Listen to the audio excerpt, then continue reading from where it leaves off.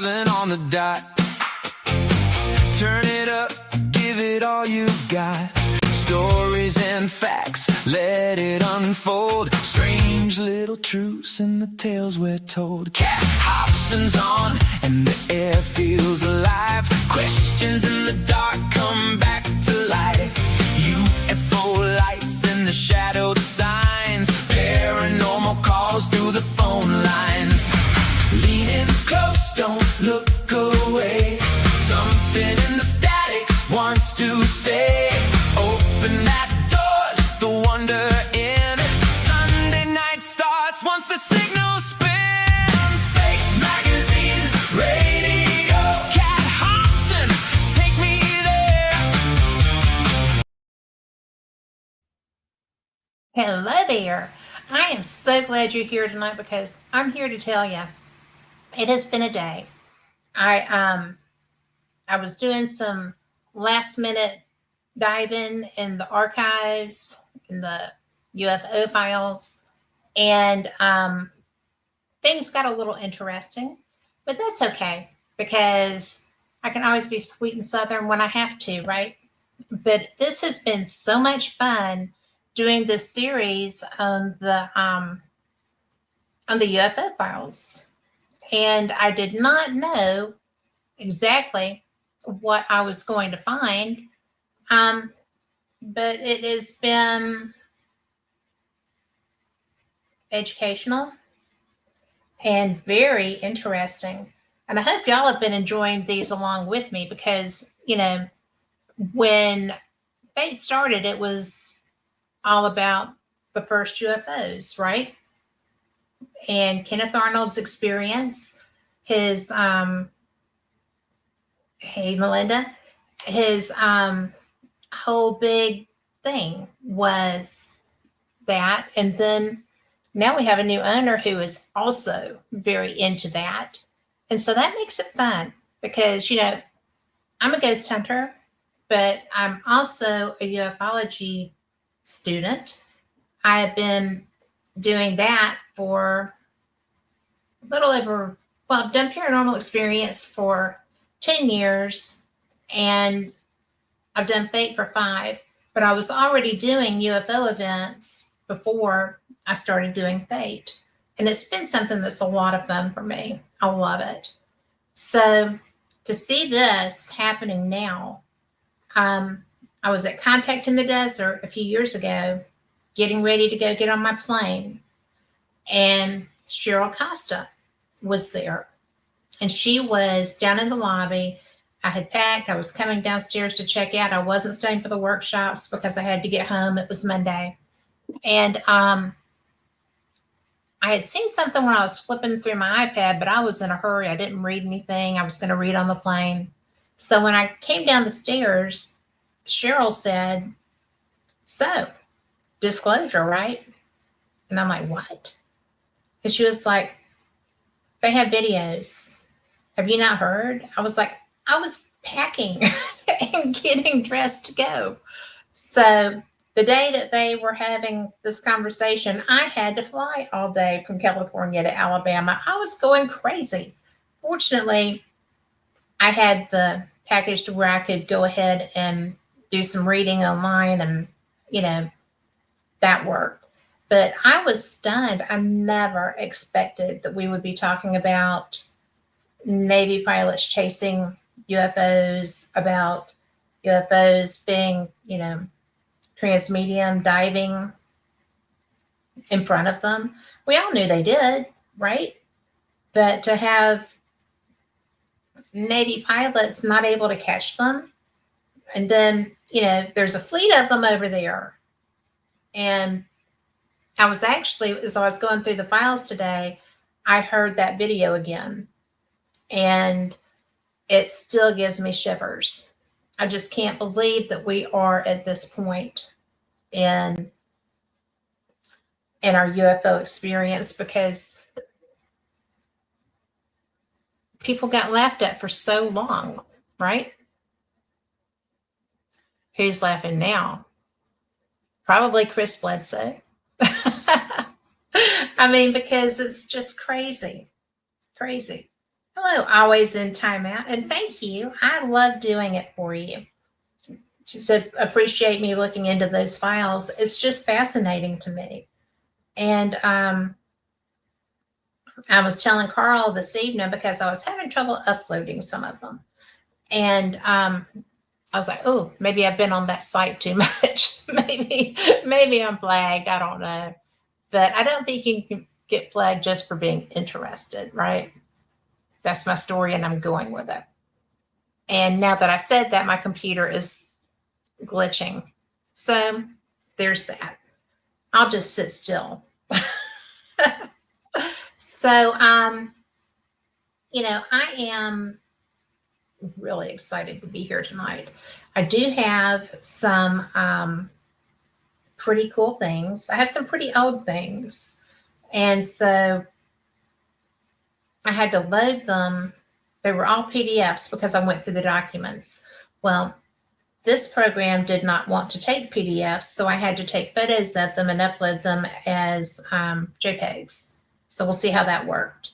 But man, well, tell me, have y'all been in, you and chat, have y'all been on the DOW webpage? Have you gone to look for yourself too?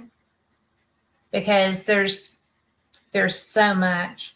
I found the most interesting article about a man who was a concentration camp person during the Nazis had him. And one of the things that happened was that he was they were pulling him, I guess they were on a wagon behind a tractor, and they were taking them to go and do their field work. And all of a sudden the tractor quit. And well, it's crazy because there was a really odd noise. If it had been today, it would have been an electrical noise. But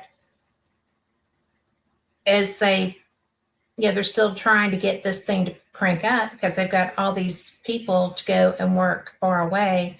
And actually, the Nazis didn't care. They would make you walk, but it was so far that they didn't want to walk, I'm sure. So the tractor's stuck. It won't crank. Nothing's working.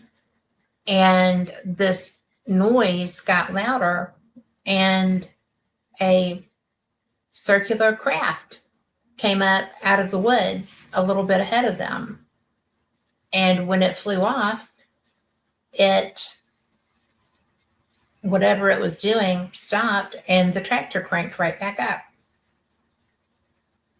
Interesting, I thought, because nobody had any experience with anything like that at that time. So the people, they made the prisoners go and check out where this had been, and obviously with supervision, I'm sure. But then when they got there were like copper wires dangling down into water. And there was another conduit over in another part of the area. And whatever, if they were powering up to take off, I mean, I don't know. I don't see why that wouldn't have been the reason. But away you went. As soon as that craft left, the tractor started. Well, fast forward to he's released, the war's over, he's back in, I think, Detroit, and they had another incident where the craft were apparently affecting the vehicles around them. And it was, I am sorry, I just realized that this was slowing up, so we're going to just switch Wi-Fi. But it was so interesting to me because there were reports in the southern US, I think it was Texas, where these craft when people were seeing craft, their vehicles were stolen. And nobody knew what was going on. And somebody remembered seeing this gentleman's debrief when he was released and came home, and they were in the Michigan area. It was crazy. Absolutely nuts. And they got there, got all the stuff handled, and found out that it was a real thing. So now they absolutely think that's, and they don't know how or why. I would imagine that if they wanted to talk to Travis, Walton, that maybe he could tell them something about what they sound like and when the truck won't start. Because when he and his friends were out in the woods, they were coming back from work, and they pulled over. I don't know, I should have asked, because one of his friends called me. He lives over here in Alabama, and said I had posted something about going ghost hunting, and he was like, "Oh, I want to go ghost hunting." I said, "I don't know you. Who are you?" So that's why my phone number is a little harder to get now. But it was such a weird thing, and I was like, "I don't know who you are." And he's like, "I'm Travis's friend. I was with him, when the wash went over him and basically killed him." And I was like, I still don't know you. And this is not my ghost hunt. I was invited to go, so I can't say come on and go. But I just thought it's a small world, isn't it? I just thought that was so weird. I'm just always amazed. But I think that I should have asked him if they had trouble with their truck, but I didn't know at the time. So I am trying to find this.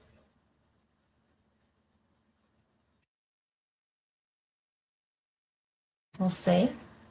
But that was probably my favorite thing that I learned in all of this, because there's a lot, because I did documents this time, and it was something that was hard to get through, some of them, but it's wild. It is wild, and we are going to go over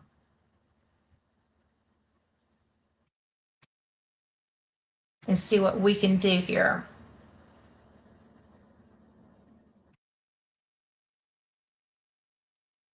I am trying, guys, I promise. This is just odd. We're going to roll with it. We always roll with it. So if I come over here, this is going to be funky, because what I'm going to show you was not a UFO, but nobody had seen anything like it. And it was flying at 50 miles an hour. And nothing we had in that period did that. So somehow or another, somebody saw something, reported it as a UFO, and instead of little green men in a circular aircraft, that's what it was. And, I can't read what it says.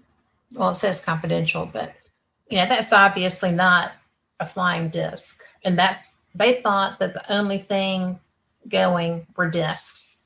So this was written off as somebody's play toy. But I'm sorry, I am brave and strong and fierce, and I wouldn't have gone up in that. And I sure wouldn't have gone up in that in the 40s. No way, no how. But they were getting stuff all the time. And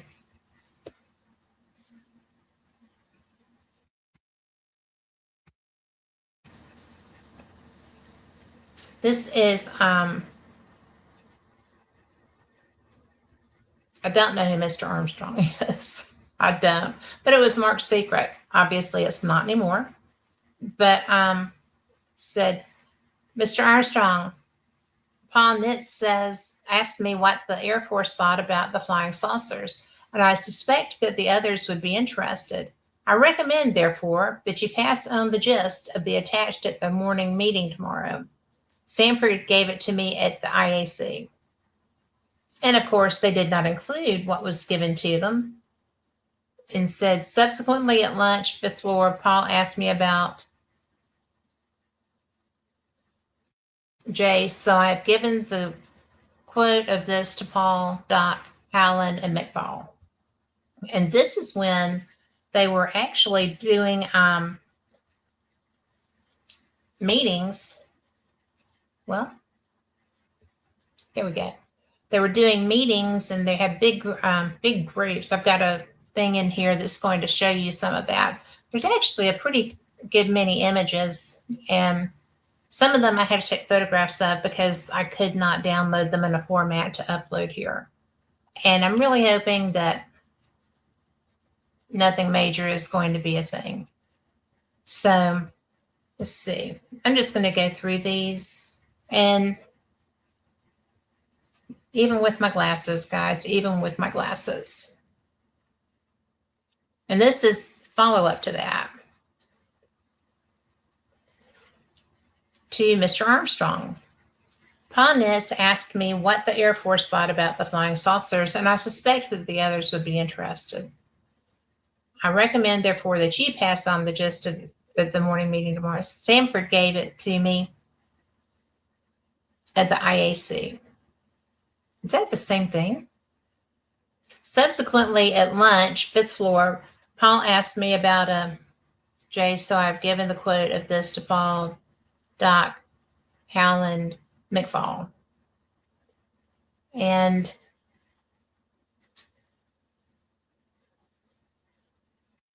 it's just interesting.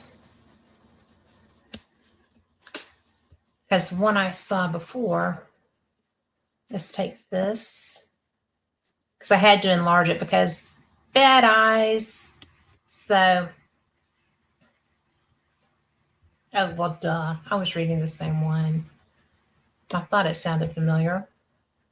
Summer of 52 was the UFO flap over DC. Wonder who Mr. Armstrong is. I don't know, but I've got a whole list of people coming up.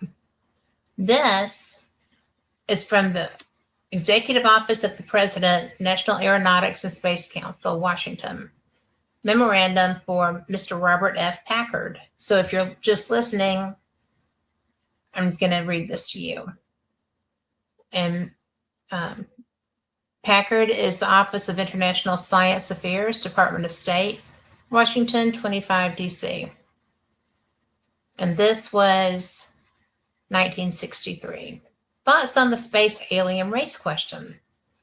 During recent discussions, the question has occasionally, though rarely, arisen that perhaps we should consider.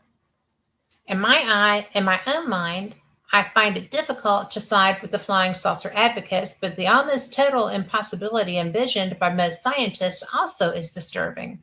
Therefore, I present the problem in current perspective as I see it. Up until a few decades ago, it seemed very improbable that intelligent life existed anywhere outside of the solar system. The chief reasons for this were a combination of scientific theory, scientific knowledge, and religious belief. The most widely accepted scientific theory as up to the formation of the solar planetary system held that it was a result of a near collision of two stars. Since such a precise near miss, yeah, that was where it ended. Signed. What do you think that says? Hopwell Hunter? But, you know, he was in there pitching. And I think that, you know, up until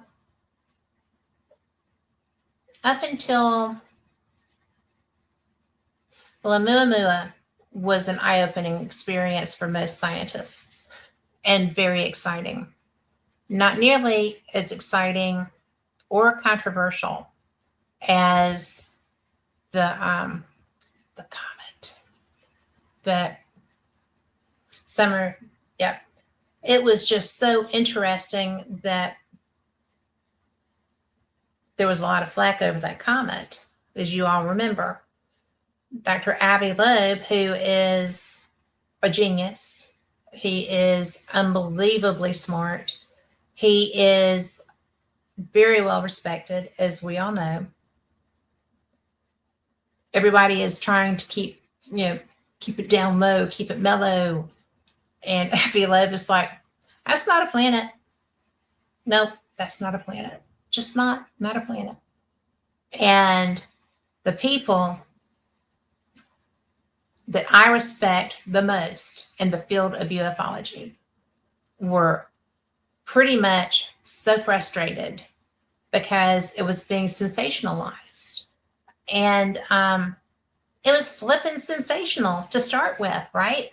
There's a reason that all of us were looking to the sky. And I have a Dobsonian telescope, and I was doing my best, but it's not a great big one. So I was not as successful as some. So you know what I did? I went and watched Mark D'Antonio do all of his footage of it. And if you ever want to watch somebody who is a genius, it is Mark D'Antonio. So, and he'll tell you. He will. But it's really just, we have stuff go by all the time. Before people knew that Halley's Comet was Halley's Comet, that was pretty flippin' scary. I mean, have you seen Halley's Comet when it's doing its near-Earth pass? That sucker's huge. Huge. And the first time I saw it was not that long ago. And I was blown away. I don't even know what I would think if I saw a UFO, an actual craft that big. And I want to see one. I'm glad the one I did see wasn't that big. It was big enough. But, you know, I find it so weird that this stuff is happening. We're talking about it. We have a comet that's acting a little odd, not your average Joe comet, you know, just kind of cruising along, but has jets going out the wrong sides in the wrong direction. Things are going crazy. And it's really unexpected. A lot of the behaviors appeared to be unexpected. And I'm sorry, Dr. Loeb is a member of, a big time member of Scientific Coalition on UAP Studies. I admire him greatly. And so to hear him being called out in such a viral way, that was kind of, it was surprising to me. I don't really know why. But, and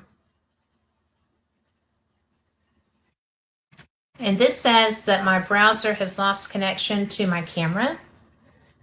And I only have one. It says make sure I've got the right camera connected, but I don't have but one. So I'm not sure what's happening there. Although we all know I'm not really shocked by it either. But go out and come back in, Kat. I will do that.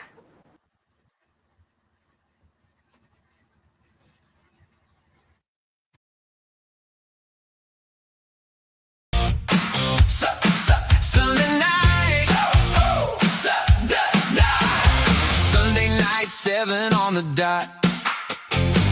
Turn it up, give it all you got. Stories and facts, let it unfold. Strange little truths in the tales we're told. Cat Hobson's on and the air feels alive. Questions in the dark come back to life. UFO lights in the shadowed signs. Paranormal calls through the phone lines. Leaning close.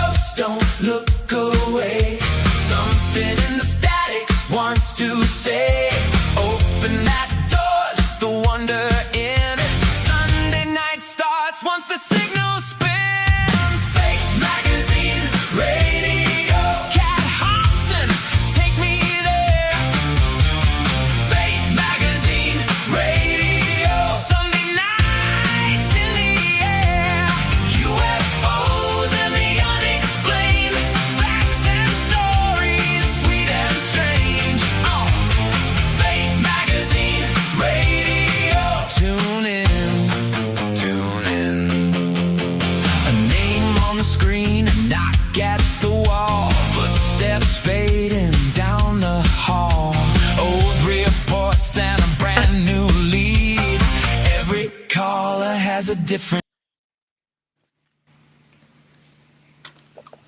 Hello.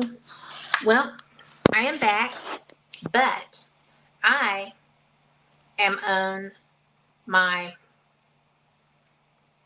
phone because I cannot figure out where that studio went. Because it's just never boring. Never boring. Hello, Carl. So, Yeah, I'm here. I see ya. So, I'm going to just figure it out. So, again, I love this. So, what I'm going to do, since I cannot go into that studio where my stuff is, I'm going to try again. But I want to know what you're going to see, about the same time that I see it. So we're just going to play here. And I'm really, really excited. And I'm so frustrated because we got good stuff to look at here.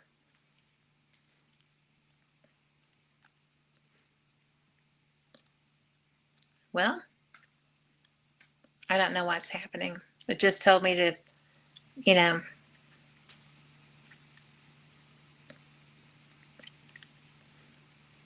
it told me to make sure that I was connected.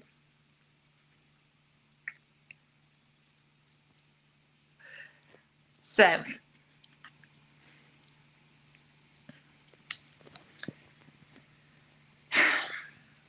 I cannot see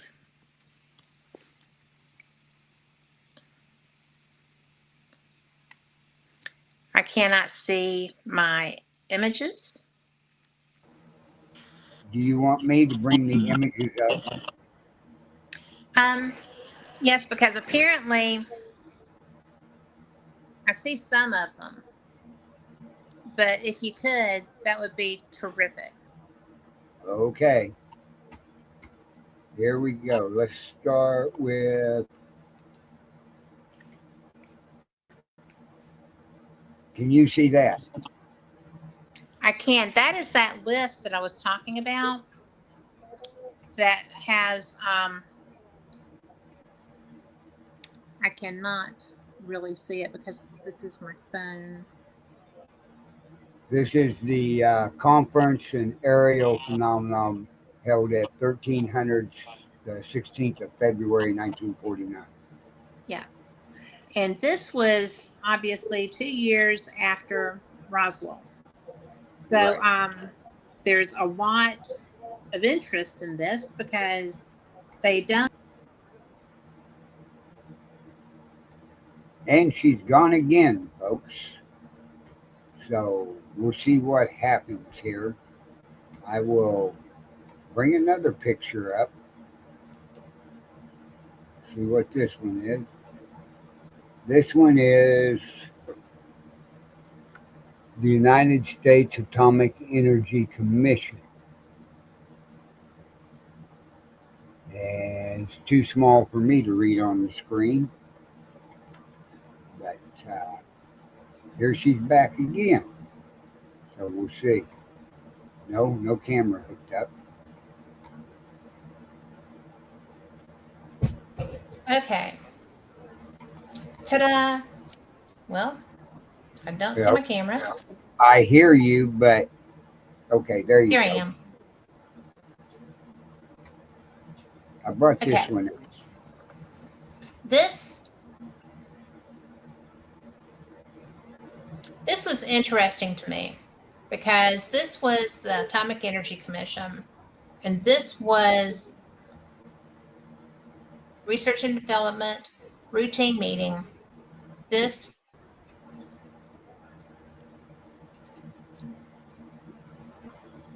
Oh my goodness, I got so big so fast. Whew, That's all that right. face. I'm trying something, Kat, here so you That's can. okay. There you go. Thank you. Now they can see you and see the paper. Yes. Okay. Now, this was what I was talking about. This is starting to get a little bit of interest. Now, the Atomic Energy Commission was in Los Alamos. So that's where, in fact, when I would talk to my friend Stanton, he was a nuclear physicist. He was freaking brilliant.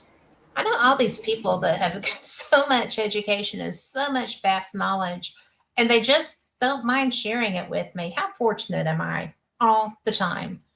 But this is when they started having questions. There were things that were coming up. Nobody really knew what to do. And,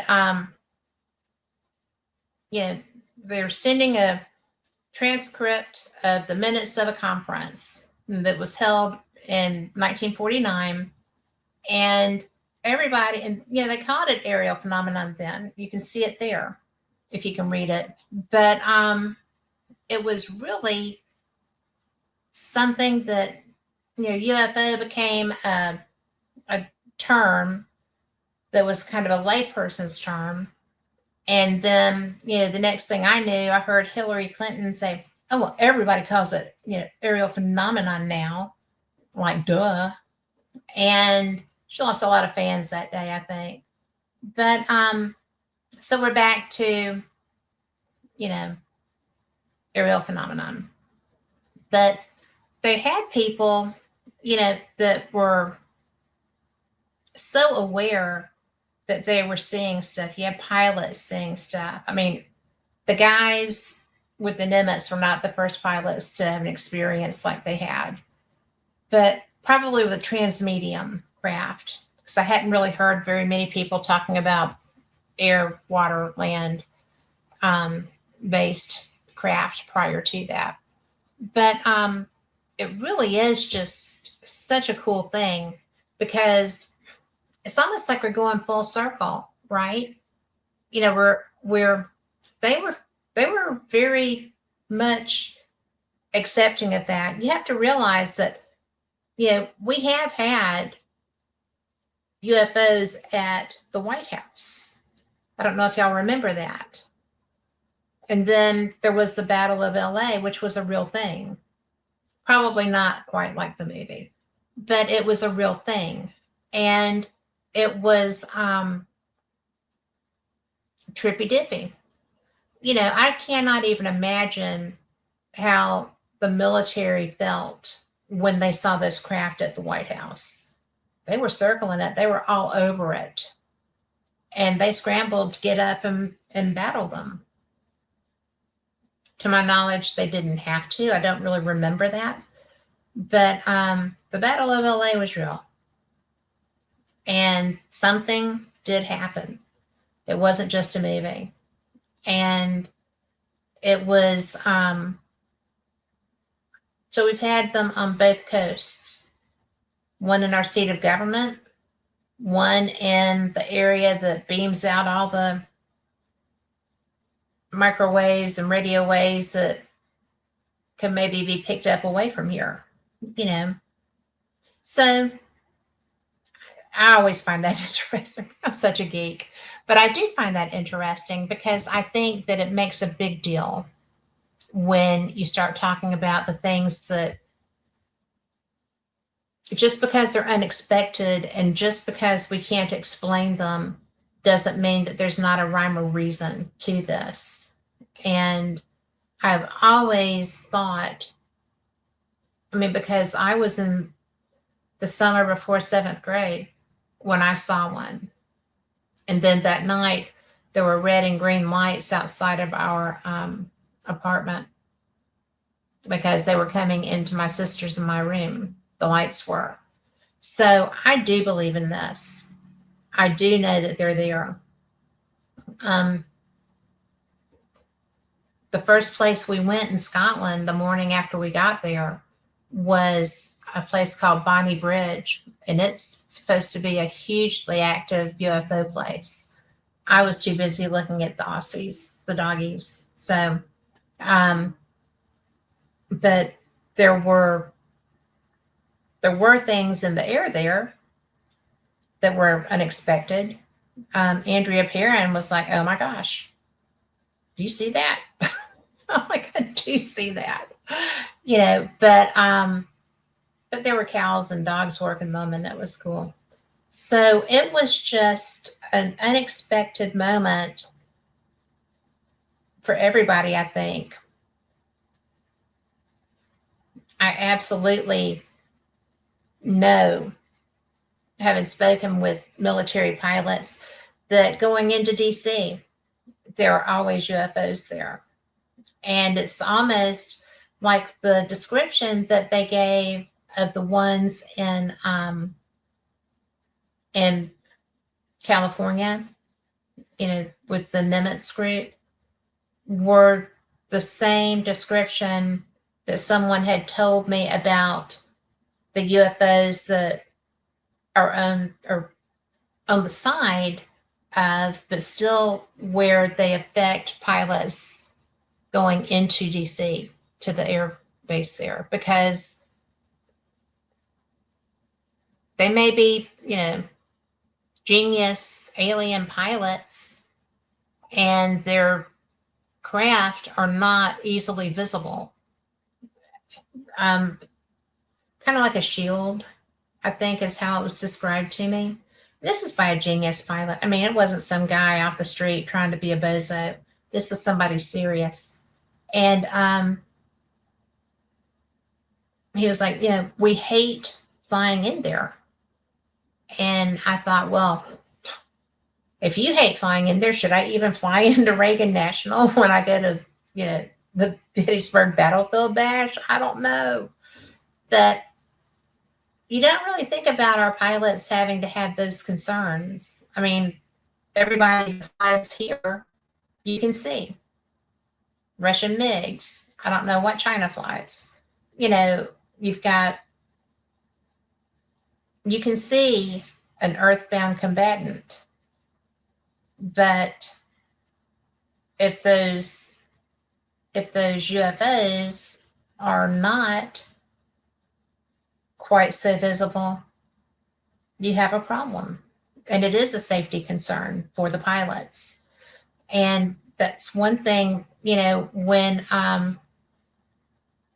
was going to play the video of the guys chasing the TikTok, but I wasn't real sure that I could. There was some sort of a warning attached to that. And I didn't want to be that person, mainly because I don't want to go to federal prison. I'm too cute. But I'm just kidding. But, I do think that because as they're flying and they're noticing it, one of the pilots says, there are there's an effing fleet of them, or whatever the terminology is for that. And the other guy says, yeah, I see them. So they weren't just chasing the couple of them that went transmedium into the ocean and came back out. Same speed. I mean, this is some serious stuff if you are a pilot. Commercial pilots see them. Passengers on commercial flights see them. And I don't know, man. It just blows me away. It blows me away. I cannot imagine. I mean, I already know how brave and fierce our military are. We've got the best military on the planet. And I can't imagine. They have enough in their way without that, right? But the guy that I was telling you about, whose tractor got stuck, the Nazi prisoner of war, when he came back here, he was I'm trying to get because I got sidetracked. I hate when I get sidetracked. But he had filed a report because, let people know what he saw. And there was an instance in Texas relevant to another vehicle whose motor stopped and would not start. And there was a craft there. So the gentleman sent a letter to whatever powers that be and said, I saw what made that happen when I was a POW. Perhaps I can help you with yours. And the people that he sent that to, there are all kinds of memorandums like this going around and all this conversation, and people are just like, is this real? Could this be? And so they took it seriously. And I was so really impressed because it was a surprise. I think everyone was so surprised by that. And I mean, I can't imagine if my car just goes, and then I'm sitting there having a fit trying to get it started. Now I'm going to think that every time. It's not a good thing, but it is what it is. And again, I can't see diddly squat. Where are we?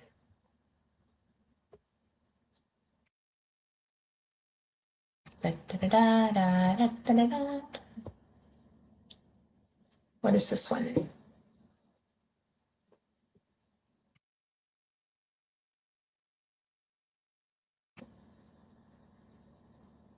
Concerning the recent conversation of the undersigned with Major General Craigle, 9 December 47, attached as listed below are,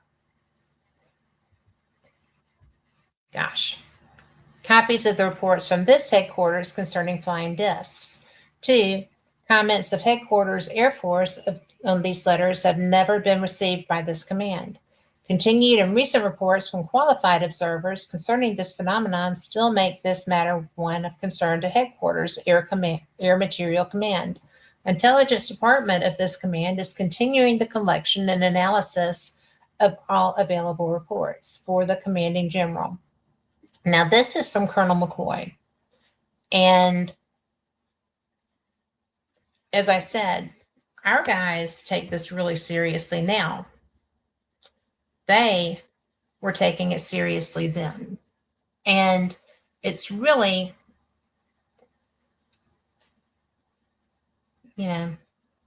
it's really so wild because this guy is at the infamous Wright-Patterson airfield, okay? And my buddy, Lori Dorsey's dad, worked at Wright-Pat. And in fact, Lori and our friend Vicky were on their way home from going to do a ghost hunt at the old Paulding jail up there in Paulding, Ohio, and they had to go by Wright-Pat. And Lori saw 2 rectangles, which is not really that common, mainly because you wouldn't think a rectangle would be, aerodynamically strong, but apparently kind of it is. I don't know. But she was so surprised because she had never seen them before. And she lives in that area. But here we've got so much. This is the, McCoy, who is the chief of intelligence for the U.S. Air Force, sending this for the commanding general. And they were serious. How would you feel? I mean, they didn't have all of the stuff that we have now. They didn't have the history to fall back on and look at and go, oh, yeah, that's a thing that happened back in 1947. So obviously there was something there. So now we need to know how they dealt with it. Well, they don't have anything to go back and look at. This is all new and kind of wild. Summer of 52 was a UFO flap. Oh, we already read that. That's like the 3rd time I've read that. I'm sorry. So this is just blowing my mind. When I started finding this stuff, I'm like, I don't even know what I think, but I know that I feel like this is weird. This was the conference aerial phenomenon. So I thought that maybe we would see that name here. So a lot of doctors there, right? They would have an FBI guy. But I don't see the name that she brought up. I don't see an Armstrong there. So, well, this was 49. So this was before the UFO flap. But this is at Los Alamos. And, there was so much happening in this time frame at Los Alamos. So that was not just who are they, or they're little green men, where are they? This is who was spying on our research and development. And the military takes that stuff pretty seriously. And I just could not imagine what that was going to be like as they were trying to figure this out. But let's see, who is there? Major Wynn, Major Guy. Reef. Now, I am familiar with Mendelkorn, Lepage, Maxwell. These are not military guys. These are academics, FBI, Speed.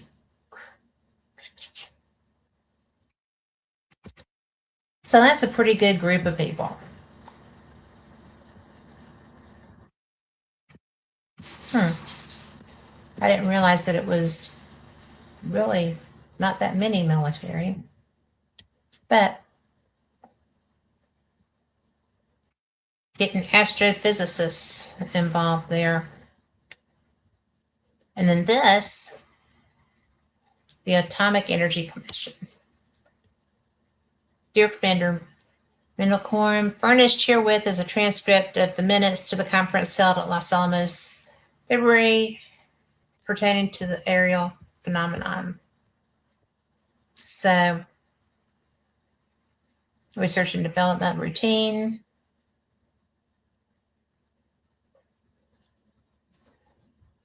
And this is Manager Santa Fe Directed Operations, Atomic Energy Commission. Interesting, right? I think that's cool. I love old documents. I also love that they're unclassified now, because why this couldn't have been done sooner is ridiculous. We have so many people the world over. I mean, we have abductees who get mocked and ridiculed because people think UFOs aren't real. Come to find out, we've known they were real since before Roswell. And the government's just left everybody hanging out to dry, being ridiculed, run out of jobs, whatever. Shame on them. Because people were having these experiences. We already knew there were craft. They knew that they could affect mechanics, aerodynamical things too. And they just let it slide. Let people be tortured, ridiculed. It's wrong. And they wonder why we don't trust our government. I'm not even going to go there. I'll get fired. So, you know what? Yes, he was the father of the hydrogen bomb. This was the Atomic Commission. So, good catch. Let's see what this is. Without my glasses, I'm just as surprised as y'all are. So, I'm having to take them off. Now, this was something that they saw. I went and made a drawing of this. And the guy in France said, oh yeah. So that doesn't look like a UFO that's in a good place, does it? I mean, that is not a good position for your craft to be in because your propulsion is pushing you down. So that's just an interesting drawing. I had questions about that when I first saw it. And what does that say? Come on, cat. Like, there we go. This is analysis of flying object incidents in the United States in 1949. This is one of the craft. So I just needed that memory jog. So come on.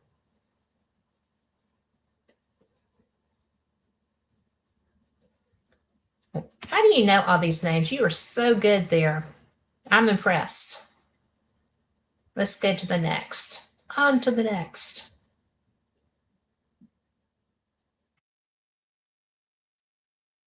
Either I have doggies that need to go out or I have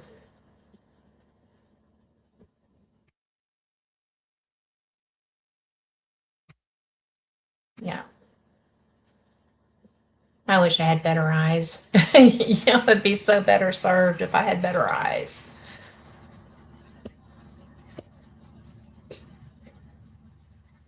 Why do I keep doing that?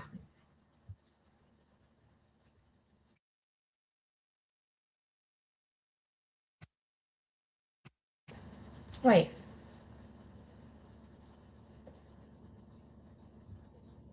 Yeah. Sorry. Seem to be stuck in limbo with that image. Now this was the information report. Report of eyewitness account of the ascent and flight of an unconventional aircraft in the Transcaucasus region on the USSR. I could not download that, and I apologize because I really tried. So, wait a minute.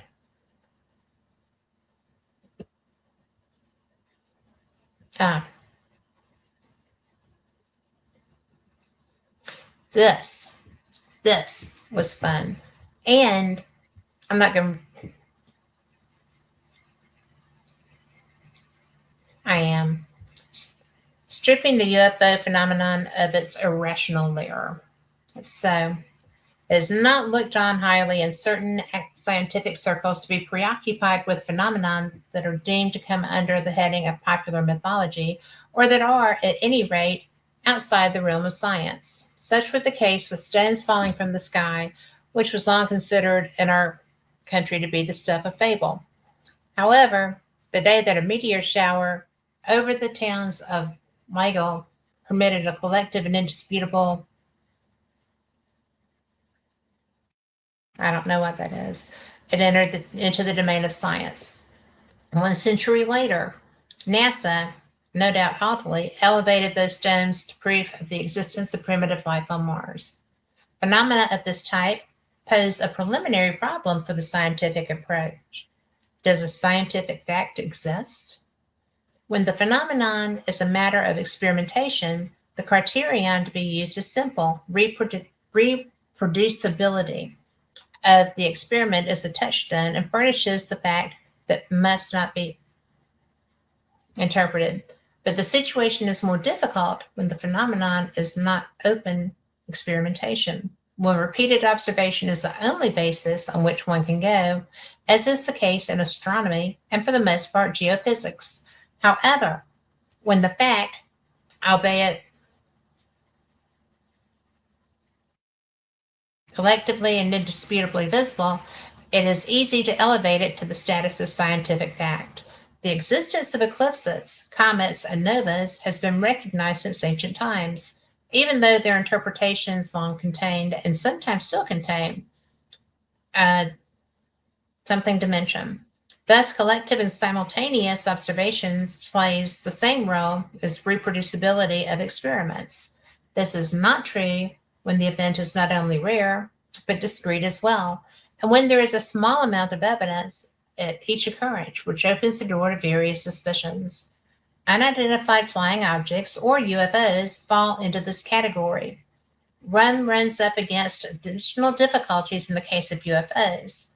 Firstly, that of how many human species, especially since the beginning of the space age, have generated atmospheric,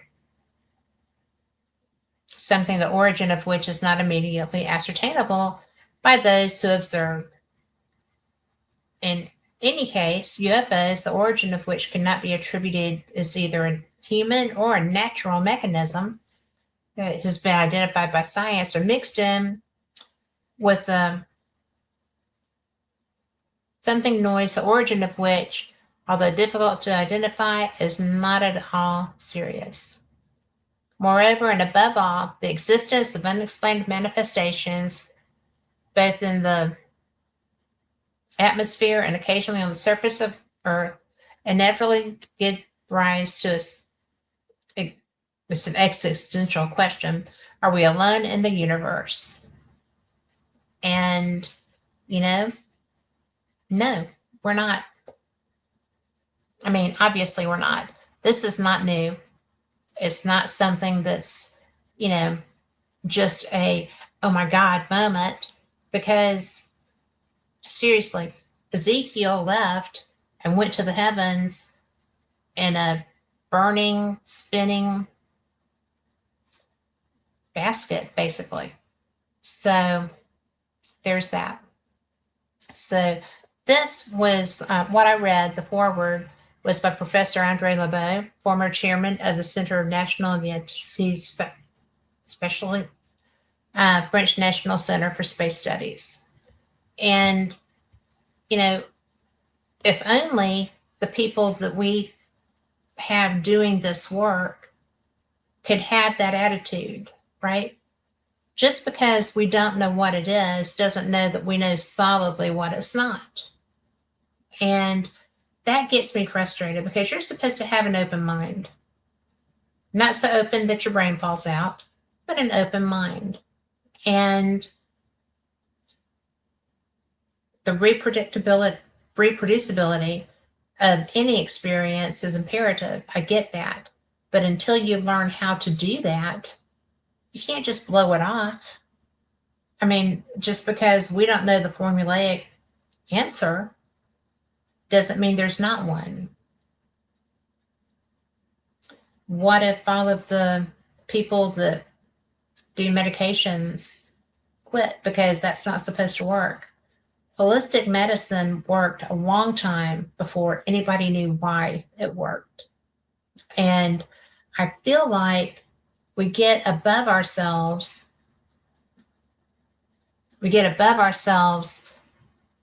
Because we cannot possibly bear to believe that we're not the biggest game in town. And we're not always. I'm always shocked when somebody's so much better at something than I am that I love to do. But it motivates me, and I get there sometimes. I mean, I will never beat Serena Williams in tennis, but I can still play tennis. It's just if you're a rocket scientist and you don't understand it, and you think that there's no way in the world, or any world, that any of this could be happening, we kind of have indisputable proof that something is. We don't know where it comes from. We don't know who's creating it. We don't know who's the smartest kid in the room now, right? But it's not us. And I know that most of the people that I know that do that kind of work have always been the smartest man in the room or woman, unless they're at a conference, which is kind of fun because I just listen. It's so cool. But, it's really hard when you've been working your whole life to learn these things and you can't do it. You try everything and you can't do it. And there's people, flying intergalactically around. We just don't know how yet. Our main thing is our life force. We have to be able to sustain our life force. And that's going to make, I do think that reactors, nuclear reactors, or some kind of reactor is going to be what gets us there. But it's really bad for us if it comes out of containment. So you have to be really sure you've got that right. And it's, I can't even imagine if we could put the energy of a nuclear weapon in repetition, right? If you could keep it living, keep it moving, because those explosions from those weapons, oh my God, what they did was horrific. But if you could control it, if you could make that be, if you had that kind of force in transportation, you could go anywhere. And we can't figure out how to do that. Somebody's working on that. There's a lot of somebody's working on that because, we have to have a way to get off this planet and be able to travel. Star Trek is a dream, but it's not an unattainable dream. We just don't know how. And apparently other people do. Nothing wrong with that. If we quit trying to kill them and shoot them down, maybe they'd tell us. I mean, I used to think that they just fly by and lock their doors. I'm not so sure that's a joke anymore. But, we're really not that bad. We just, we're still a warlike civilization. Which brings a question, is it really civilization? That's a whole nother show. But, it really is. There's going to be ways that we can find. And there's so many smart people in this world. Which is good because there's a lot of dummies too. I just hopped right around there. I don't even know what I did. Okay, that's where we were. That's the French. Let's see what this is.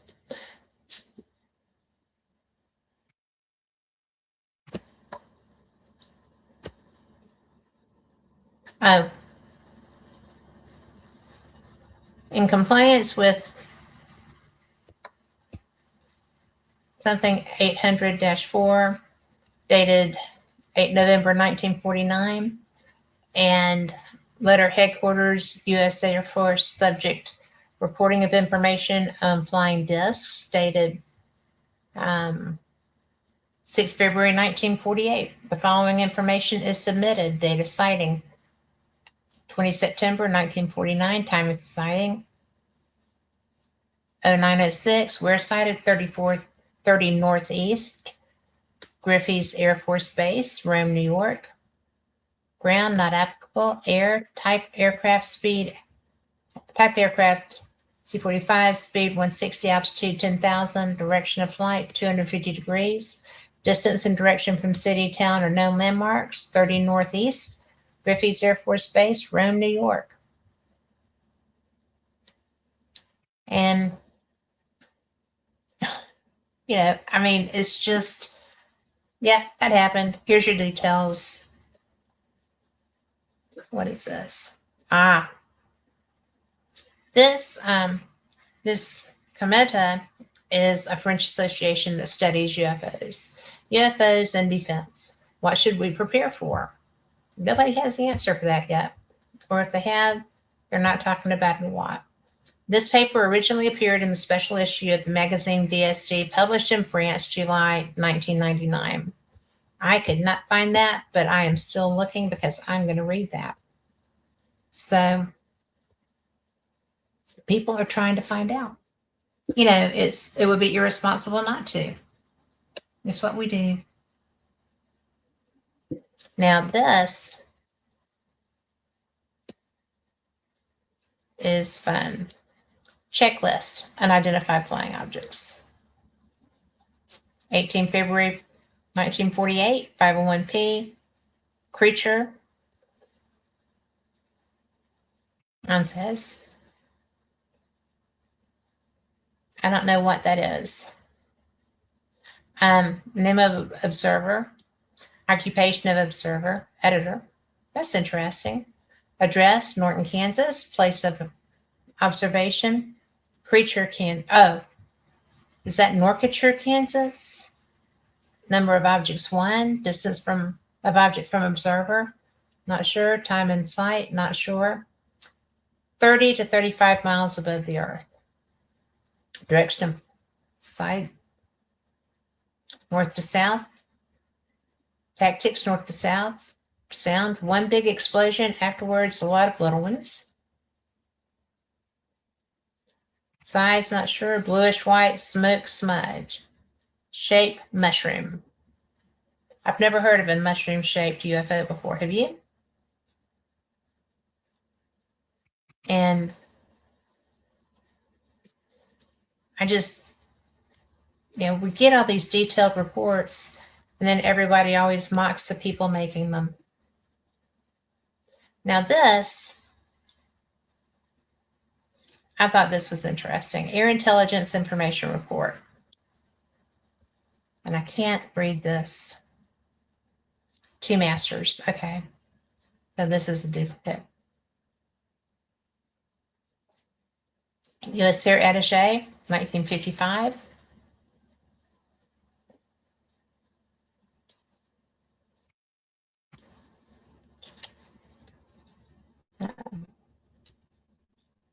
This report contains an eyewitness account of the ascent and flight of an unconventional aircraft in the Trans-Caucasus region of the USSR. This aircraft was reported by 3 highly reliable United States observers who were traveling by rail at the time of the sighting. The 3 observers were firmly convinced that they saw a genuine flying saucer or flying disc. The sightings occurred at 1910 hours on 4 October 1955 between these 2 cities. Not even going to try that. 10 minutes by rail after departing that one. 1 disc aircraft ascended almost vertically at a relatively slow speed with its outer surface revolving slightly to the right to an altitude of about 6,000 feet, where its speed then increased sharply as it headed north. The second flying disc was seen performing the same actions about 1 minute later. The takeoff area was about 1 to 2 miles south of the rail lines, where 2 searchlight beams were seen pointing up almost vertically. All other observations given to the USA IRA in Prague by 3 visitors, 12-13 October 55, are presented in part 2. The significance of this report, read the U.S. Air Force Project Unidentified Flying Objects, is remarkable and lends credence to many saucer reports. So, ta and da. It's just so freaking interesting. Let's see. Oops, that's not what I wanted to scroll down. This does not have a, maybe it'll be in the body. It is held by rocketry experts, example Willie Lay, see his rockets, page 192, diagram and note in connection therewith, that it would take about 100 hours for a rocket craft to negotiate the distance from Earth to the Moon.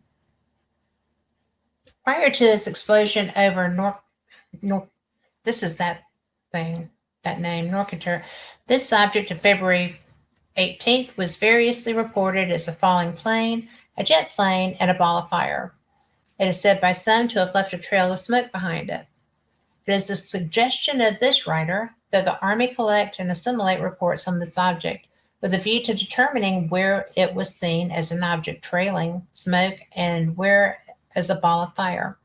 If this thing is a rocket of some kind headed for the moon, it might first have been seen as a streak of smoke, then later as a ball of fire, and lastly as a tremendous explosion when it at last reached sufficient speed and elevation for takeoff.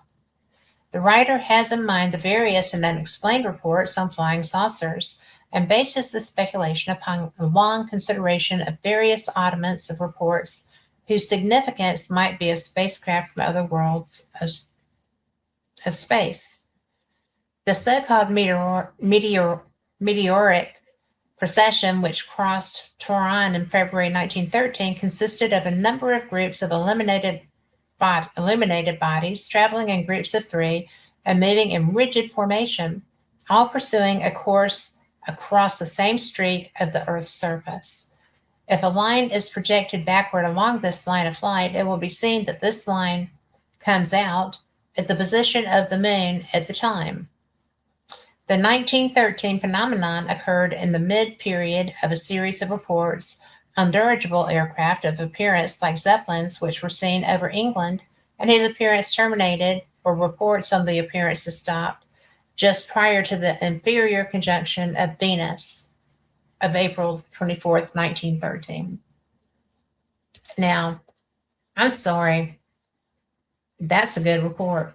That is direction, ideal.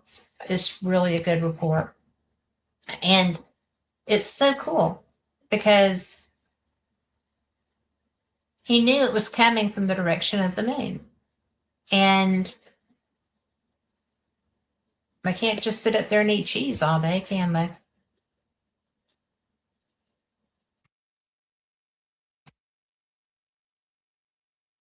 (1948). CIC source reports that the Russians have ordered CSR missions in foreign countries to purchase radar tubes in large quantities, regardless of costs. Mission also instructed to purchase a complete radar set. Now, I thought this one was interesting because that's 1948. They're still reeling from Roswell, right? So they're trying to monitor anybody that might be trying to find this. We'll come back to that. I'll do this one. Oh, kind of fun. There we go. April 12th, future conjunction of April, interior conjunction, April 12th, 24th, 1913. The writer begs to call attention to the fact that the times prior to and just after inferior conjunction of Venus are prolific in reports of strange things seen in the sky. Also, that lights have been reported on the moon from time to time, back for at least a century. If in the future of military experiment the moon is selected as a base for the launching of rockets, which has been suggested by some writers, it may be well to look first into reports like this on the explosion over Norcature and the direction of the object involved. There is a possibility, however remote this may seem, that the moon is either inhabited or is in use by other than human beings. Ours, Norman Garrett Markman. It may do not harm to watch the moon for possible arrival of this thing at 60 to 100 hours after. Oh, in the quarter of the moon. So, y'all think I'm out there, right? I am out there, but I have a good time. Ah, yes. Well, that didn't pull up. What is wrong with you? Quit being difficult. There we go.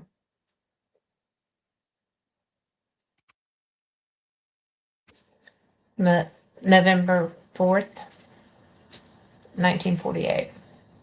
Following a report on unidentified aircraft sighting comes from 307th Bombing Group, which participated in Operation Dagger. Unidentified aircraft was sighted by 3 crews of the group in at 14022, 5 September 48, off west coast of Holland. Altitude of all aircraft was 30,000 feet. When first sighted, this unidentified aircraft was cruising at a normal jet speed, heading 120 degrees. Soon after the first scene, AC began leaving smoke trails and condensation trails accompanied by sudden acceleration, then climb. Generally agreed by observers that it was a single jet propelled AC employing probably rocket assist with tremendous reserve power, more than normal cruising speed for jets of the 1947 variety. Never within identification range, its course did not indicate its purpose. Our evaluation of the above, B2, end of item. Well, I don't know what to say about that one.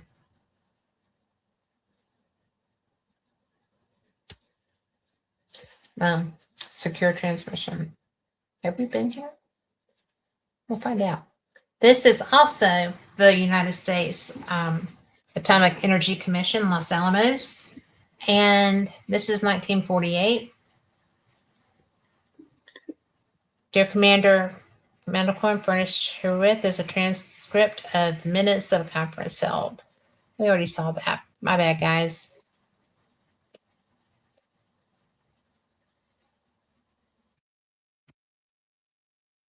How did we get back up here? No, we're not back up here. Okay.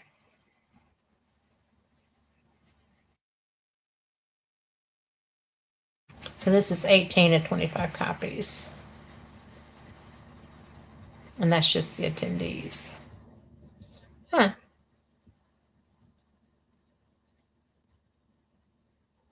Oh, okay.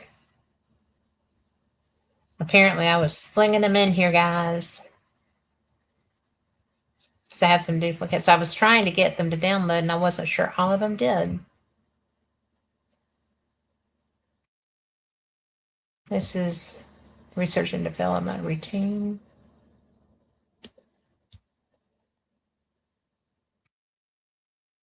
Yeah, we've already seen that one. I'm sorry.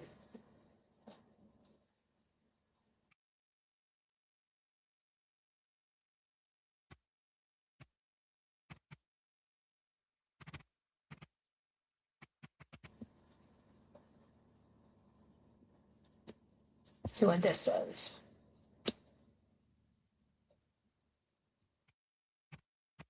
Oh dear.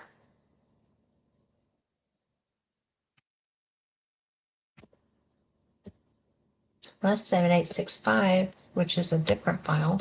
Let's see.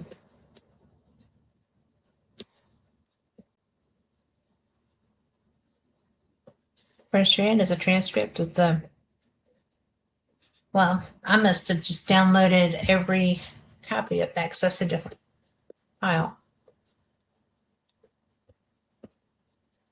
And now, okay, not stuck.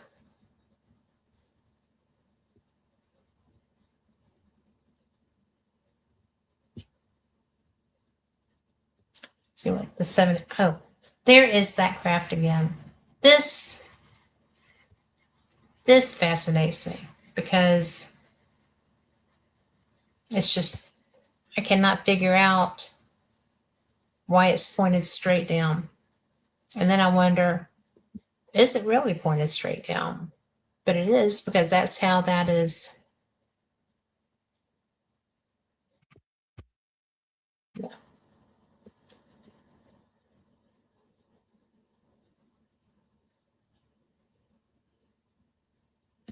Give me just a second. I want to make sure I'm not going to be pulling off.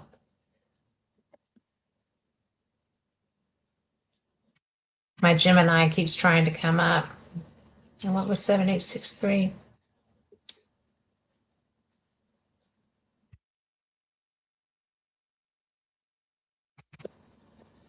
That's what 7864 said.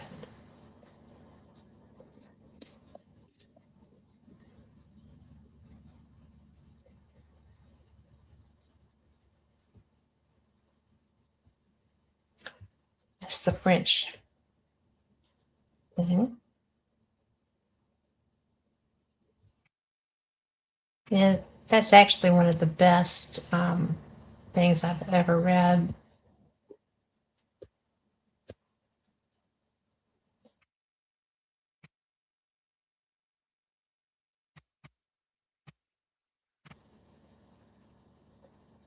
Okay. That was that 30 Northeast that we already did.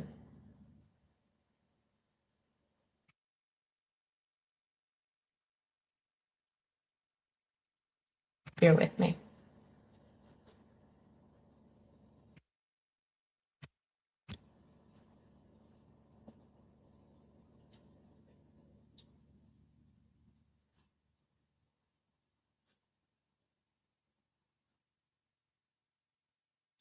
This was the one that had all the redactions. But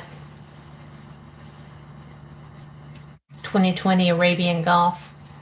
A U.S. military operator reported observing a UAP traveling at an estimated speed of 321 knots, 369 miles per hour. The observer reported that the UAP increased speed and changed direction toward the east. All descriptive and estimative language contained in this report reflects the reporter's subjective interpretation at the time of the event. Such characterization should not be interpreted as a conclusive indication of the presence or absence of any intrinsic object features or performance statistics. There are redactions made to protect the identity of the witness, the location of government facilities, or potentially sensitive information about military sites not related to UAP. So that's fast, y'all. I mean, seriously. And this is from 2020. So these guys are just flying out of maneuvers and boom, blown away. We probably saw some of that video last week. And then there's this one.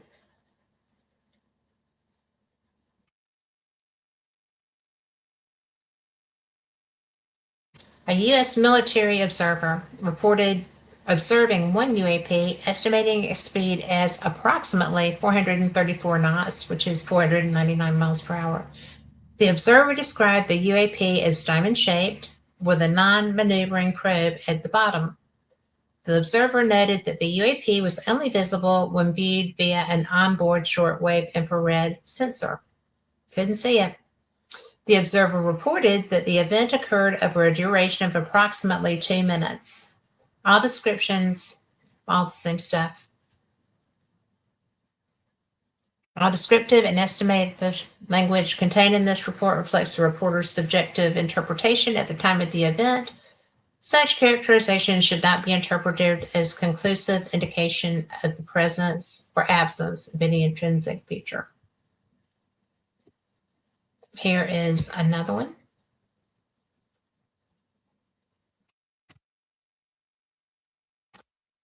This is interesting. This is the Gulf of Aden, and that's October 28th. What year? I don't see it. This document is a range fowler reporting form, a standardized reporting form from the U.S. Navy uses to record the circumstances. Ugh, my mouth isn't working. The circumstances surrounding an unauthorized intrusion into controlled airspace during active military operations or training. These reports contain a narrative description of the observer's experiences. A U.S. military operator reported observing a round, cold object via infrared sensor traveling at 319 degrees northwest at approximately 20 miles per hour. The report describes the UAP making abrupt directional changes during the event. And again, the disclaimer. 20 miles an hour. That's interesting. And then our final image. I love this. You know that this guy is a dad. A U.S. military operator reported observing one UAP shaped as a bouncy ball. The observer described the UAP as traveling 424 kilometers, 483 miles per hour, consistently for at least 7 minutes. The reporter described the UAP approaching from the south. The operator assessed the object as benign. How did he know? I mean, seriously, how did he know? It's just the strangest thing. And I think that when we stop and talk about speeds, or we stop and talk about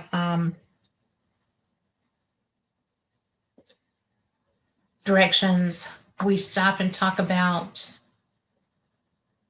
things that these guys should have been scared.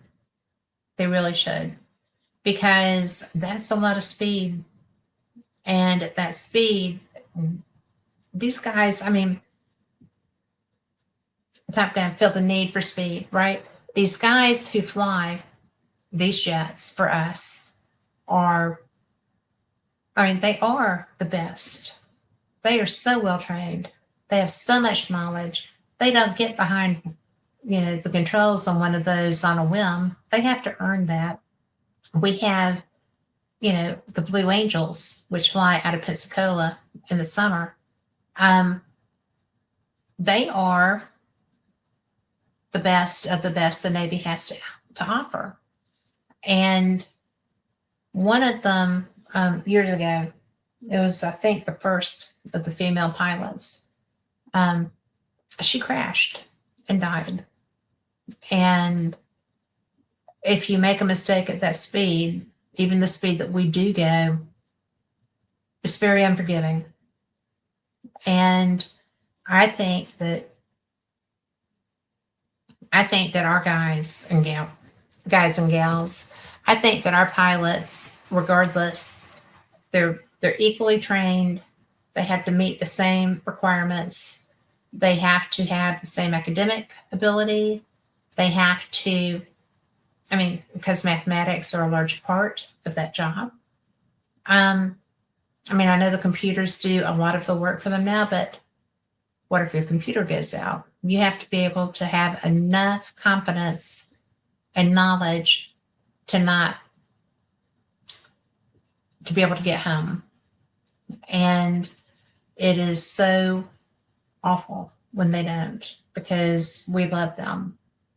And personally, I think that there's nothing like our military.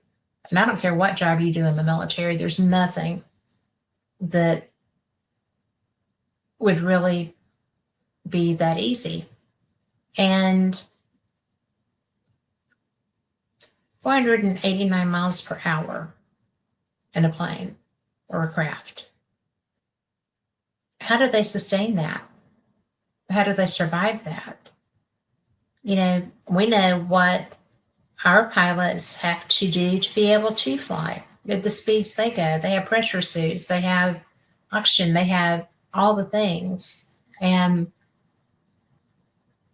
how do those pilots survive that? And that's what I think we are really facing. There's a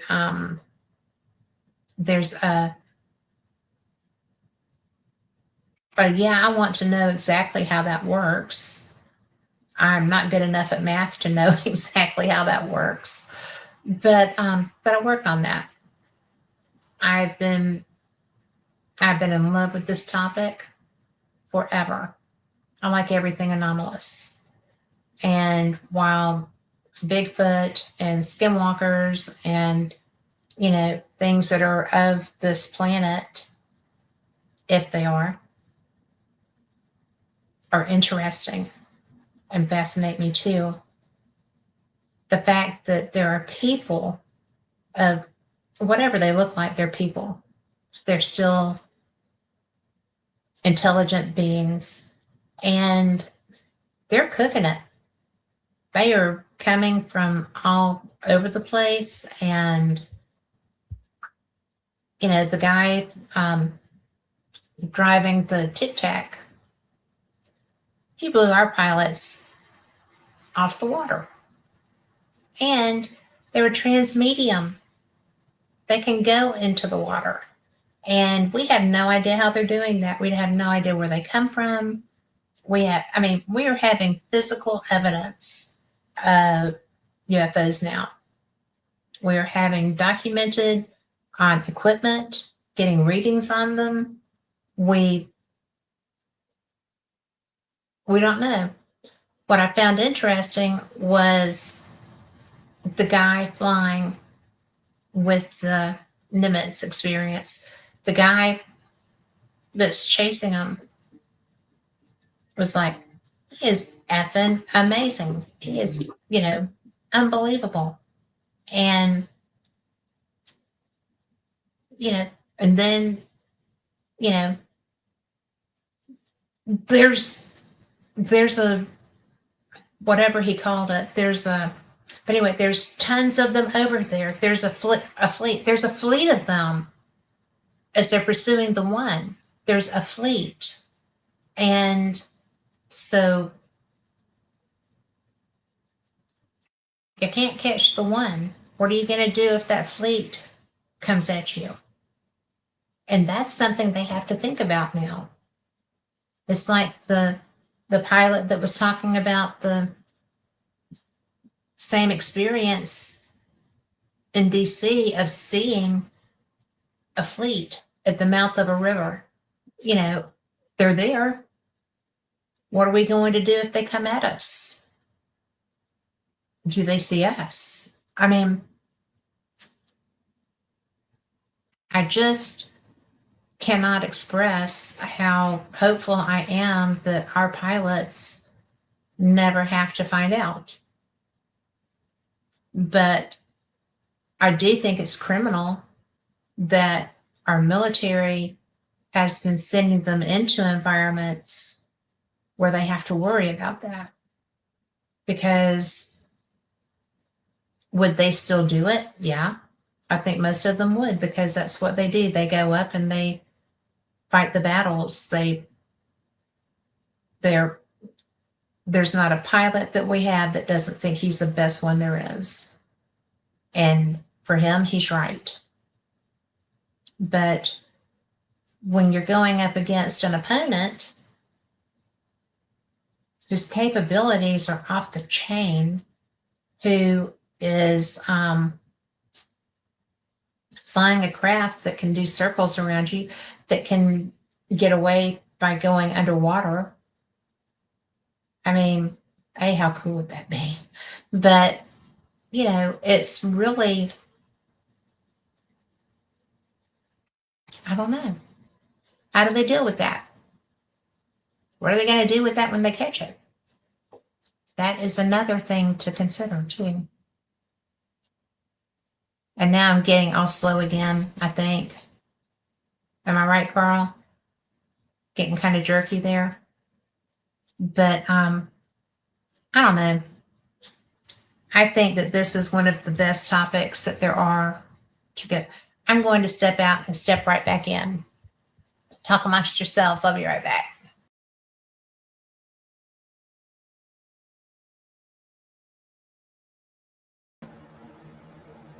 She'll be right back, folks. Let's see here. Different seed from www.fatemag.com. Straight to your speakers, then you're gone. 7 p.m. Central Time. One more mystery in your mind. Lean close, don't look away. Something in the static wants to say. Open that door, let the wonder in. Sunday night starts once the signal spins. Okay. I'm still messed up, I think, but maybe this will be better. But anyway, what I would like to know, and I do get a chance to talk to them sometimes, but usually there's people sitting around and I'm not real comfortable with bringing that up in front of, God and everybody. But I do want to ask these people, these heroes of the skies, jet jockeys, Top Guns, whatever. um, what their plan is, what they think. And I know how fast this goes because my friend Chase Klotsky actually did a backseat flight with the Blue Angels, and it's tough. And she was a bad to the bone little thing then, and her husband used to be the commander of Kings Bay, the naval base. But so she had the opportunity and took it to go up with them. And when she was telling me about it, she's like, "Oh my god, no, they are so fierce." And it's all fun and games. I've seen a UFO over behind my house. I've seen um, one or two others. I have talked to so many people over the years because on paranormal experience, I do ufology too. But I have seen so many people and talked to so many people who have experienced these craft, like one who is fortunate enough to not be an abductee, but a pilot with them. When she was growing up, she had a very sad and bad home situation, and they would come and take her, and she would go and, they said, "Well, what do you want to do?" And she said, "I want to fly." And they taught her. And so she's a pilot, which I think is very weird and cool. And I can get her back on. Our schedules conflict so much, but her name is Dolly, and I just think she's wonderful. And she's a nice woman. So,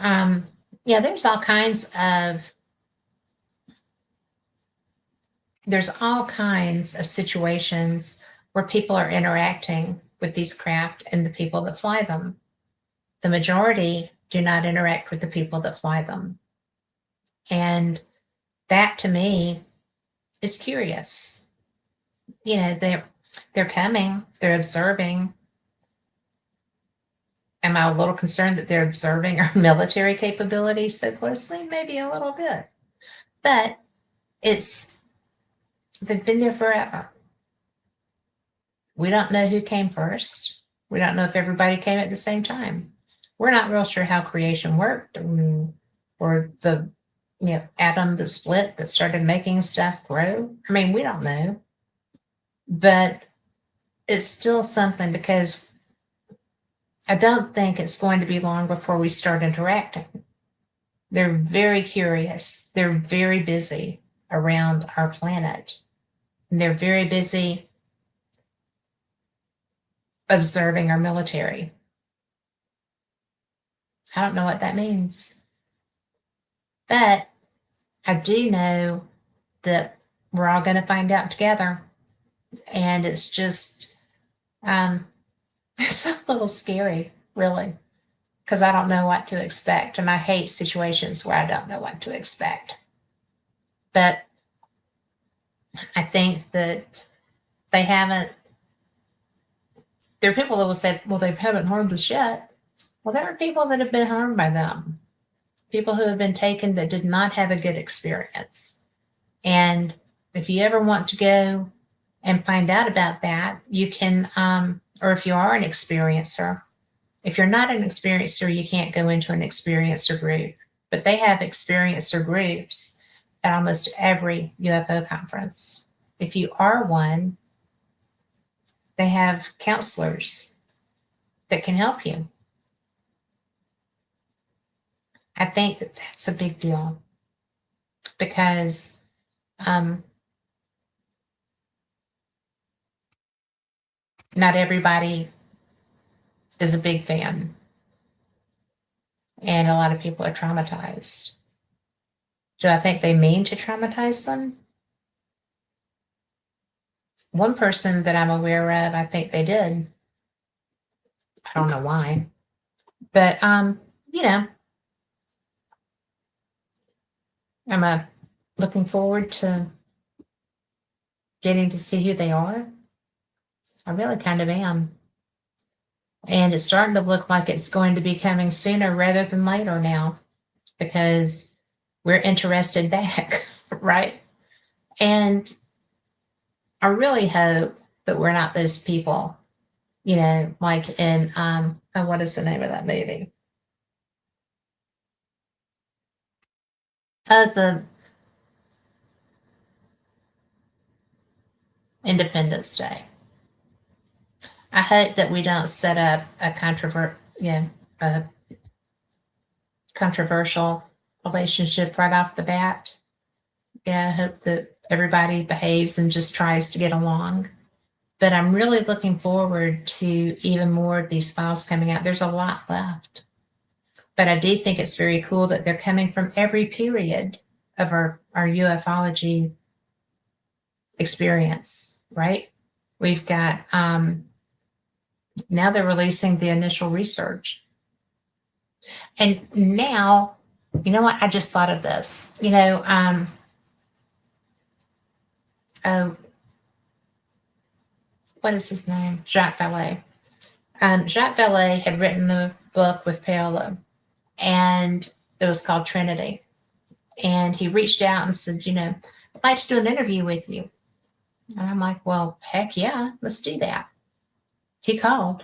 I mean, hello. So I had just had surgery because I had to have a parathyroid taken out. My body was going on, shh. So, and I was cut like right here. So he wants to come that week. And I'm like, Jacques, I just had surgery. I cannot do your interview this week. Please, but understand. He was like, oh, you'll be lovely. You're lovely. It'll be fine. So I put a scarf on and went for it, right? Jacques Vallée, heck yeah, I put a scarf on and went for it. But I can't figure out how to, because that was a Zoom interview, and I cannot figure out how to convert it to be able to run it here. If I ever figure that out, I'm going to. It's only, I think, an hour, but if I ever figure it out, I'm going to do it. But the book Trinity was relevant to a crash that was pre-Roswell, actually, and it was. I did not know. A man had been really keeping in touch with me on Facebook, and I didn't know who he was. And when I looked at his pictures, he was constantly in pictures with my friend Stanton Friedman and Kathy Marston. And so I'm like, well, if Stanton knows and likes him, I'm okay with him, but I don't know who he is. When I read Jacques' book, the family name in that book was that young man's last name. He was a legacy contactee, and his family, the child in that book, had tried to save the living survivor of their crash. And I didn't even know there was a crash before Roswell. Did y'all? I mean, check it out. It's really interesting. Trinity. But so when I was interviewing Jacques, I was like, so now I know that this young man his family were the people from that experience. But the family wasn't involved because the children they were supposed to be out, they were out riding horses. The craft clipped a telegraph pole and went down. Two of the pilots died. One of them survived, and but was injured. So these kids were trying to take care of this man. This pilot wasn't a man, and because it had clipped the telegraph pole, that's what sent people out trying to find the break in the communication. And they found the craft and took it. So, and they were getting in touch with everybody around there. That family's farm was right there. It's a really good story. And especially since it's ostensibly true, right? I believe it. But they've been coming here since before Roswell. Roswell wasn't the first crash. And now I'm curious as to how many other crashes there have been. I know there was one farther north from there. So about that same time frame, because the woman who was speaking at the con I was at was a child, and her dad was a minister, and the police came and got him so that he could bless this creature as it passed. And so she went with her dad. Her name was Charlotte Mann, and yeah, she saw them and interacted, and it was just really so interesting. So not unlike us, when they have craft that can go too fast and too far, and they don't, that's 3 crashes that I know of. So it's really a thing. Apparently they're much better, and they have much better craft now, just like us. So we were kind of rocky when we started. But I just think it's so, thank you. Yes. Kate Gerardo, Missouri. You are so good. You need to tag team with me all the time. So save me from myself. But anyway, so it's just really cool. And I was so blessed to get to meet Charlotte and hear her story and learn about her. And she was just the most beautiful woman. I mean, just wonderful. I don't find too many people who aren't at these conferences. I'm not going to kid you. If you get a chance to go to one, you need to. It's just so much fun, and there's so much to learn. The people who are experiencers are kind of private about that a little bit.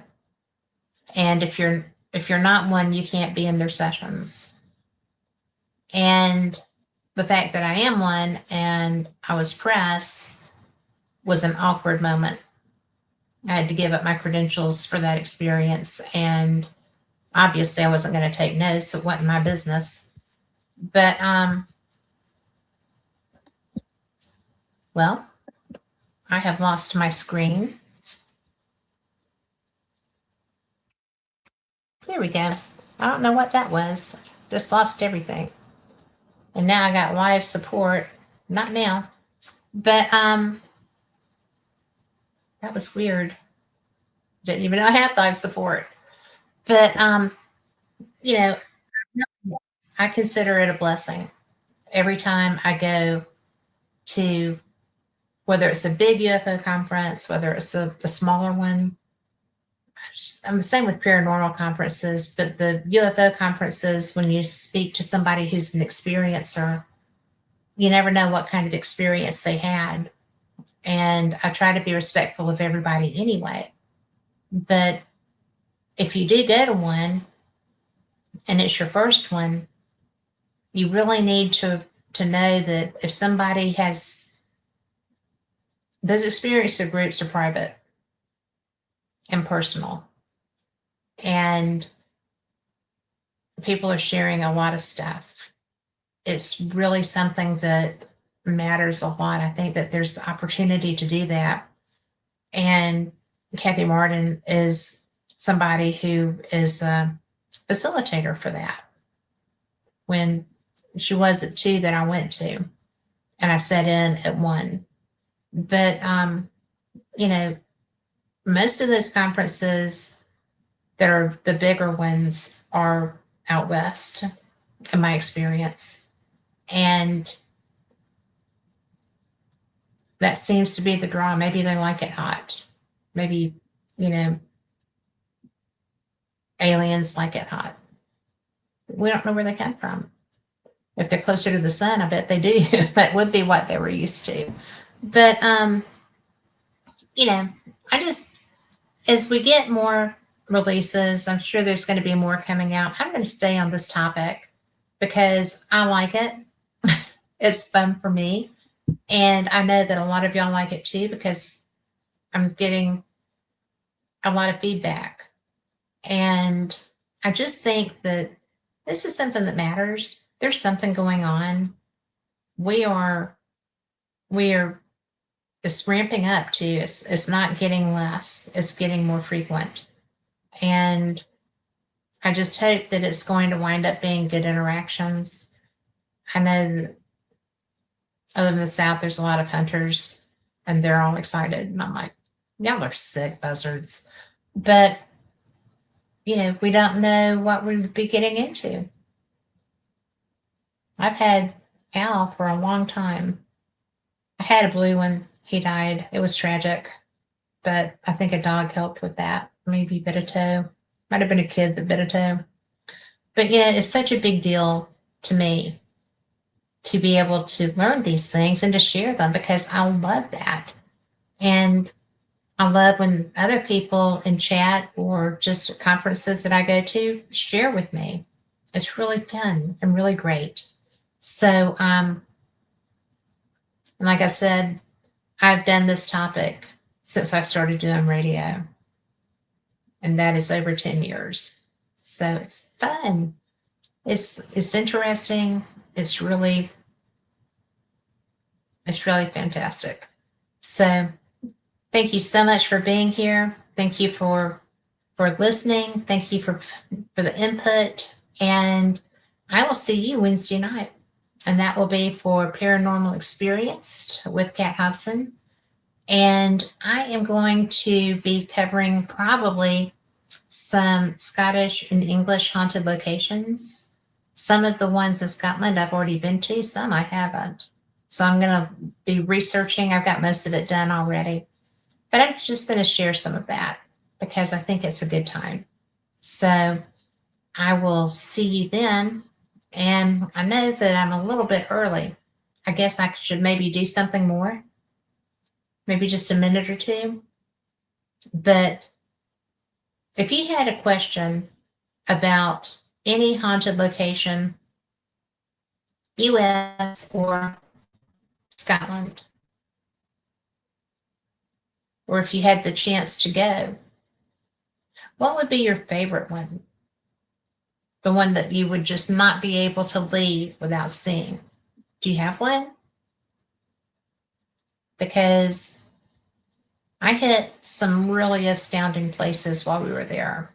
We actually got to investigate a true investigation at Bannockburn House. And I think that you can't do that anymore now. It wasn't because of us. We were very good. Although Lori did kill somebody there in a past life. But we don't talk about that much. Although I do call her a murderess a lot of times. But it's so beautiful and it's so peaceful when you consider that the Battle of Bannockburn was fought on those lands and all of the death that happened there. The fact that it's such a peaceful and calm environment outside is unbelievable. And I found that to be true at Gettysburg also. Maybe places that have known such violence choose to be peaceful for the souls that are resting there, hopefully resting there. But I hadn't really thought about that. The one place that had a lot of violent behaviors that was not peaceful from my perspective was Culloden Battlefield. And that place had so much energy. It's like they were still fighting. And I actually was just walking down the path and felt like I got shot in my abdomen. And it took my breath. And my friend Rick said, "Are you okay?" I was like, "I don't know." I just got hit in the stomach. I think maybe I got shot. I don't know. And I am not an experiential medium. I'm not. That trip, I had 2 different experiences at 2 different locations. So, yeah, not a good time. The trip was good. Sometimes my stomach still hurts. It really does. It's like, how is that possible? I've never been shot in my abdomen. I've never had a true injury there. And yet, yeah, it hurts. It's the weirdest thing. But anyway, so you can message me on Facebook. And, my email is paranormalexperienced@gmail.com if you want to send me an email. And, I want to hear if you have experiences you want to share. I just love it. But I do want to know, where would you go? I also want to go to England. I haven't been there yet. So if you have, and you have a favorite location there, I know that my friend Teal is all about York. And it sounds pretty good. But we will see what we will see. That's going to be about a year off. So plenty of time to plan. But be blessed. Have a good week. Come see me on Wednesday night for Paranormal Experience with Kat Hobson. And I will see you next time. Thank you so much for being here. Have a great week. Good night.